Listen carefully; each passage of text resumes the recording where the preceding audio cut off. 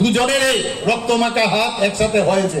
আমি বারবার বিধানসভায় যখন বলতাম উপরে গিয়ে আপনারা কি জবাব দেবেন, আপনারা কি জবাব দেবেন, বিশেষ করে কংগ্রেসকে যেভাবে ওরা মানে নৃশংসভাবে হত্যা করেছে, ধর্ষণ, অগ্নিকাণ্ড, এইসব তো আমরা সবসময় নির্বাচনোত্তর সন্ত্রাস আমরা দেখেছি।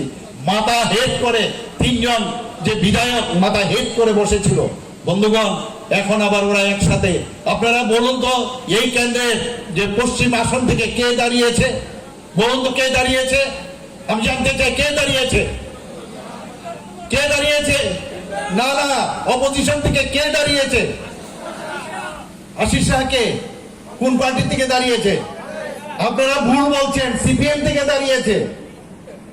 এখন সিপিএম এর ঘর থেকে কংগ্রেসের ফ্ল্যাগ বেরোয়, আর কংগ্রেসের যে ভরা অফিস আছে সেখান থেকে সিপিএম এর ফ্ল্যাগ বেরোয়। এই হচ্ছে, এই বয়সেও সেটা দেখে যেতে হবে। সত্যিই নিজেকে আমার দুঃখ লাগে যে এই দিনটা আমাদের দেখতে হবে আজকে।